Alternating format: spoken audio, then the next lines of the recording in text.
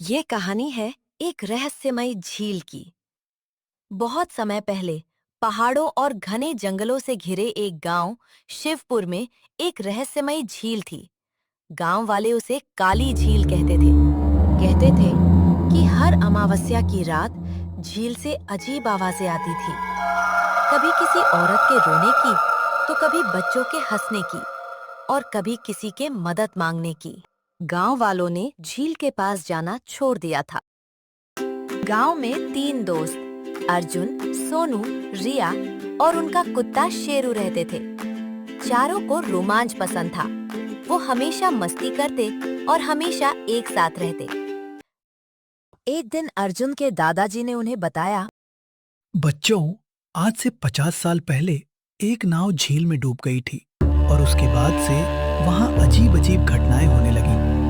कभी किसी के रोने की आवाज आने लगी, तो कभी किसी के हंसने की। ये बातें सुनकर बच्चों की उत्सुकता बढ़ गई और उन्होंने झील के पास जाने का फैसला किया। अमावस्या की रात तीनों दोस्त टॉर्च लेकर झील की ओर निकल पड़े। साथ में उनका कुत्ता शेरू भी उनके पीछे पीछे चल पड़ा।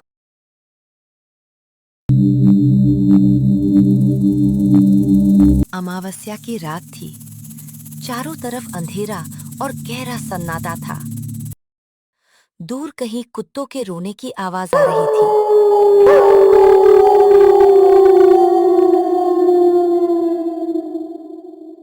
तीनों के मन में डर था। तभी रिया रुक गई और कहने लगी, रुको दोस्तों, मुझे यहाँ डर लग रहा है। चलो वापस चलते हैं। और तभी सोनू रिया से कहता है, डरो मत रिया, हमारे साथ चलो। जैसे ही तीनों दोस्त झील के पास पहुंचे, ठंडी हवाएं चलने लगी।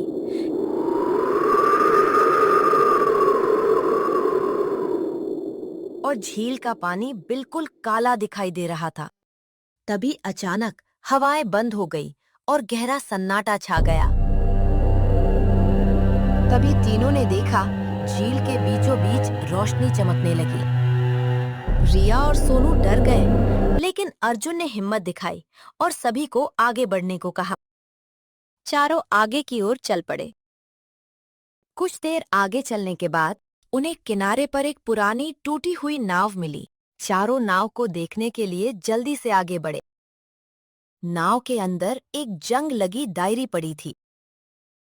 अर्जुन वो जंग लगी डायरी उठाता है और तीनों वो डायरी पढ़ने लगते हैं। डायरी में लिखा था, वर्षों पहले एक लालची व्यापारी ने गांव वालों का खजाना चुराकर झील में छिपा दिया था।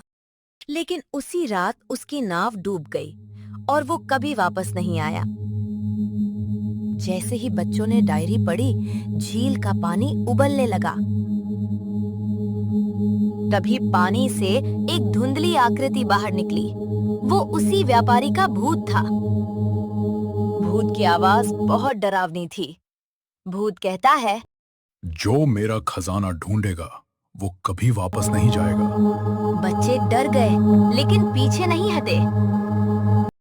अचानक व्यापारी का भूत गायब हो गया और झील के बीच एक पुराना पत्थर का रास्ता दिखाई देने लगा। तीनों दोस्तों के मन में डर था, पर सच जानने का जुनून भी।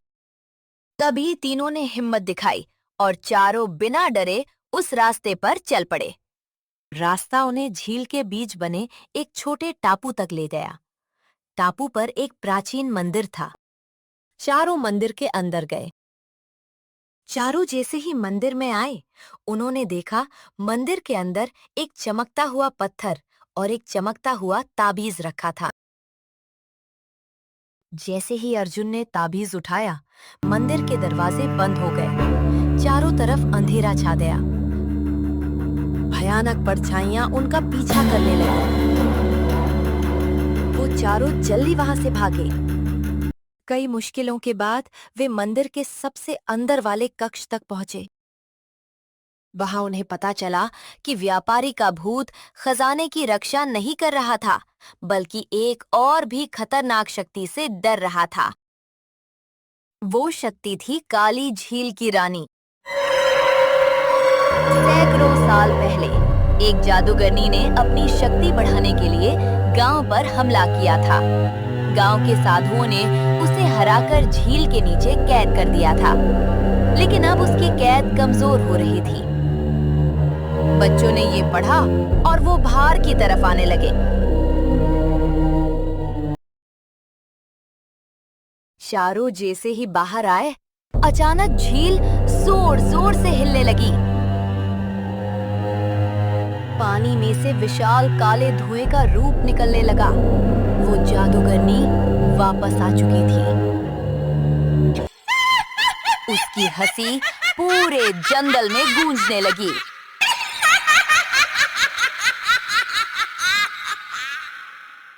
आसमान में बिजली चमकने लगी। जादूगरनी ने बच्चों पर हमला किया, लेकिन ताबीज की शक्ति उन्हें बचा रही थी। बच्चों को मंदिर के अंदर छिपे 3 जादुई पत्थर खोजने थे। हर पत्थर एक अलग पहेली के पीछे छिपा था। तीनों अंदर जाते हैं और वो पत्थर ढूंढने लगते हैं। कुछ देर ढूंढने के बाद उन्हें वो पत्थर मिल जाते हैं। वो उन पत्थरों को उठा लेते हैं। तीनों पत्थर अलग अलग रंग के थे। उन्हें वे तीनों पत्थर, पहला पत्थर साहस की परीक्षा में मिला, दूसरा दोस्ती की परीक्षा में और तीसरा सच्चाई की परीक्षा में। तीनों पत्थर मिलने के बाद ताबीज और भी शक्तिशाली हो गया। अब अंतिम मुकाबले का समय था। तभी चारों बाहर आने लगे।